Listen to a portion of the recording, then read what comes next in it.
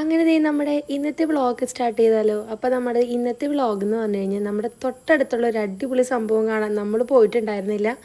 അപ്പോൾ അത് എവിടെയാണെന്ന് നമുക്ക് നോക്കിയാലോ. നിങ്ങൾക്ക് കണ്ടപ്പോൾ തന്നെ മനസ്സിലായിട്ടുണ്ടാവും ഞങ്ങളിപ്പോൾ എങ്ങടാ വന്നേക്കണേന്നുള്ളത്. ഇത് നമ്മുടെ വീടിൻ്റെ തൊട്ടടുത്ത് തന്നെയാണ് കേട്ടോ. ഏകദേശം ഒരു 10-15 കിലോമീറ്റർ ഉള്ളിലാണ് ഇതാ ഈ കാണുന്ന സംഭവമുള്ളത്. അതും നമ്മുടെ തൃശ്ശൂർ ജില്ലയിലുള്ളത്. വലിയ ബിൽഡപ്പൊന്നും കൊടുക്കുന്നില്ല. നമ്മുടെ പുത്തൂരുള്ള സുവോളജിക്കൽ പാർക്കിലേക്കാണ് നമ്മൾ വന്നത്.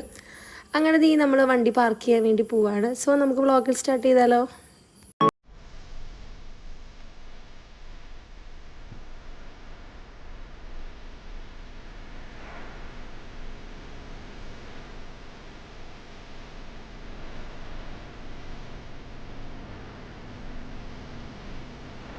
ഞങ്ങളിപ്പോ നിൽക്കുന്നത് പുത്തൂര് സുവോളജിക്കൽ പാർക്കിലാണ്.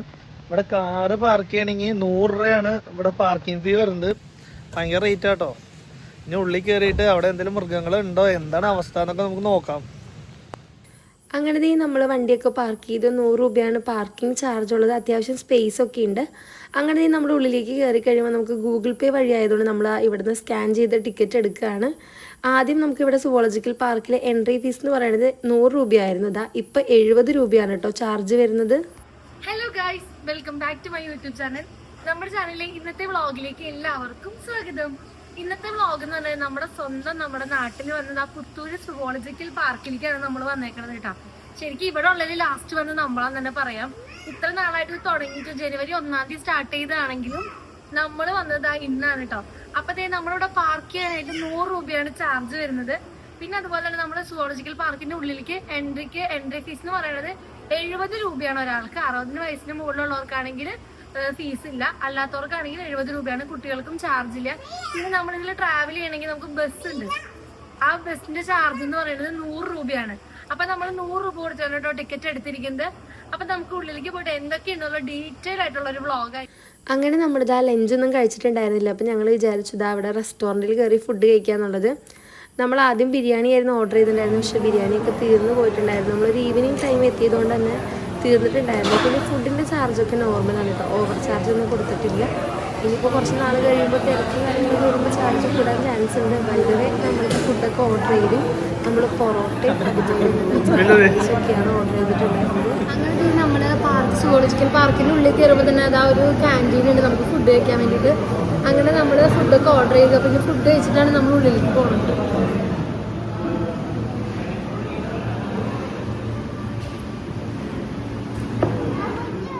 അങ്ങനെ നമ്മൾ ഫുഡ് കഴിച്ച് നേരെ നമ്മളിതാ ഈ കാണുന്ന ഒരു താമരക്കുളമാണ് കേട്ടോ. ഇത് കഴിഞ്ഞിട്ട് നമ്മൾ നേരെ നിൽക്കുന്ന സ്ഥലത്ത് ഇവിടെ നിന്ന് കഴിഞ്ഞാൽ നമുക്ക് KSRTC ബസ്സുകൾ വരും. നമ്മൾ ബസ്സിൻ്റെ കൂടെ ടിക്കറ്റ് എടുത്തിട്ടുണ്ട്. ബസ്സിനാണെങ്കിൽ 100 രൂപയാണ് ചാർജ് വരുന്നത്, അല്ലെങ്കിൽ 70 രൂപയാണ് കേട്ടോ ചാർജ്. അങ്ങനെ നമ്മൾ റെസ്റ്റോറൻറ്റിൽ നിന്ന് ഫുഡൊക്കെ കഴിച്ച് നേരെ വന്നു കേട്ടോ. നമുക്ക് ആ റെസ്റ്റോറൻറ്റിൻ്റെ സൈഡിൽ നിന്ന് തന്നെ ബസ് പാസ് എടുത്തവർക്ക് ബസ്സിൽ വരാം. പക്ഷെ കുറച്ച് ദൂരം നടന്ന് കാണാനുള്ളതുണ്ട്.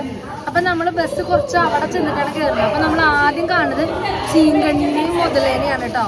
അപ്പം അത് രണ്ടും ഇവിടെ ഉണ്ട്. അതിൻ്റെ ഡീറ്റെയിൽസ് ഒക്കെ ഇവിടെ കൊടുത്തിട്ടുണ്ട്. നമുക്കിത് ഉള്ളിൽ കൂടെയും കാണാം, പുറത്തു കൂടെയും കാണാൻ പറ്റും. അങ്ങനെ നമ്മൾ KSRTCയിൽ കയറി കേട്ടോ. കാരണം നമ്മൾ ആദ്യം നമ്മുടെ സുവോളജിക്കൽ പാർക്കിലേക്ക് കയറുന്ന സമയത്ത് തന്നെ കുറച്ച് നടന്ന് കാണേണ്ട കാഴ്ചകളുണ്ട്.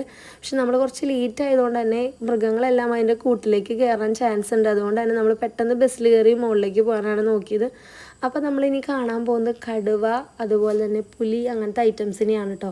പിന്നെ ഇവിടെ ഉള്ള ഐറ്റംസ് എന്ന് പറഞ്ഞാൽ കടുവയുണ്ട്, പുലിയുണ്ട്, അതുപോലെ കുരങ്ങന്മാരുണ്ട്, പിന്നെ അതുപോലെ കുറച്ച് ബേഡ്സുകളുണ്ട്, കാട്ടുപോത്തുണ്ട്, യമു, ഒട്ടകപ്പക്ഷി, പിന്നെ അതുപോലെ തന്നെ മാന്, മ്ലാവ്, ഇത്ര ഐറ്റംസിനെ, പിന്നെ മുതല, ഇത്ര ഐറ്റംസ് തന്നെയാണ് കേട്ടോ ഇവിടെ ഉള്ളത്. അല്ലാണ്ട് ഒരുപാട് ഐറ്റംസിനെയൊന്നും കൊണ്ടുവന്നിട്ടില്ല. പക്ഷേ നമ്മൾ ആ മാനിൻ്റെ അവിടേക്കൊന്നും പോയിട്ടുണ്ടായിരുന്നില്ല.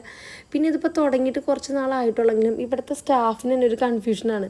നമ്മൾ അവിടെ പോയി എങ്ങനെയാണ്, ഇവിടെ പോയി എങ്ങനെയാണ്, അവരെന്നെ നമ്മൾ കുറേ വഴി ചുറ്റിച്ചു കേട്ടോ. അതായിരുന്നു ഏറ്റവും ഉണ്ടായ പ്രശ്നം. അതുകൊണ്ടാണ് ഞങ്ങൾക്ക് മറ്റേ മ്ലാവിനെയും അതുപോലെ തന്നെ നമ്മുടെ എന്താ പറയുക മാനിയൊന്നും കാണാൻ പറ്റാണ്ടിരുന്നത്. പിന്നെ ഈ സുവോളജിക്കൽ പാർക്കിൽ എടുത്തു പറയേണ്ട ഒരു കാര്യം എന്ന് പറഞ്ഞാൽ ഞാൻ ഓൾറെഡി സുവോളജിക്കൽ പാർക്കിൽ ഹൈദരാബാദും മൈസൂരും പോയിട്ടുണ്ട്. അതുകൊണ്ട് തന്നെ എനിക്കൊരു പുതിയ എക്സ്പീരിയൻസ് ആയിട്ട് തോന്നിയില്ല കേട്ടോ. പക്ഷേ കുറച്ചും കൂടി നാൾ കഴിയുമ്പോൾ ഏകദേശം 362 ഏക്കറിലാണ് നമ്മുടെ ഈ സുവോളജിക്കൽ പാർക്ക് പുത്തൂരുള്ളത്. അതുകൊണ്ട് തന്നെ പിന്നെ അതുപോലെ നല്ല അത്യാവശ്യം നല്ല രീതിയിൽ സ്പേസും കാര്യങ്ങളൊക്കെ ഉണ്ട്. ഈ അനിമൽസിനൊക്കെ ഇങ്ങനെ ഓപ്പണായിട്ട് അവരുടെ ജീവിക്കുന്ന ശൈലി അല്ലെങ്കിൽ അവരുടെ ജീവിത രീതിക്ക് അനുസരിച്ചുള്ള സ്ഥലങ്ങൾ സെറ്റ് ചെയ്തുകൊണ്ട് തന്നെ കുറച്ചുകൂടെ 2 വർഷത്തിനുള്ളിൽ എന്തായാലും നല്ല രീതിയിൽ ഇതൊരു അടിപൊളിയാവാനുള്ള ചാൻസ് ഉണ്ട്.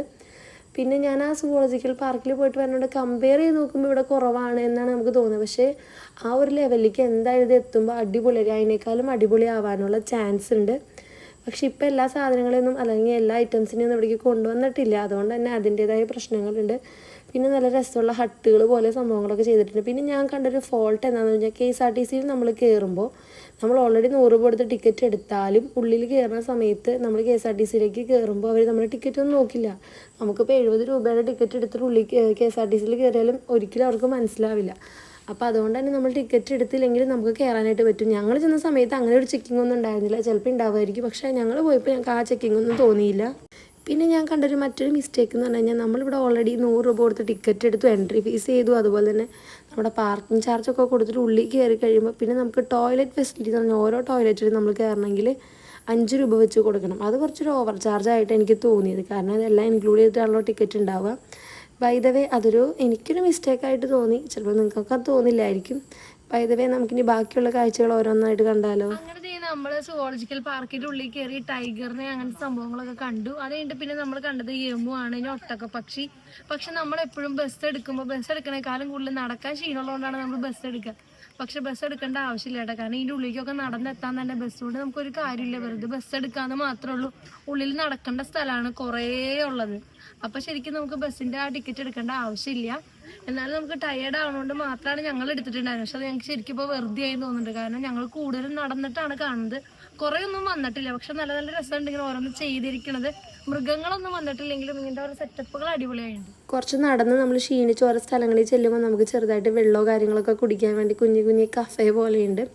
പിന്നെ അതുപോലെ തന്നെ എനിക്ക് വന്നിട്ട് ബസ് എടുത്ത് അത്ര വർത്തായിട്ട് തോന്നിയില്ല, കാരണം കൂടുതൽ നമുക്ക് നടക്കാനാണ്.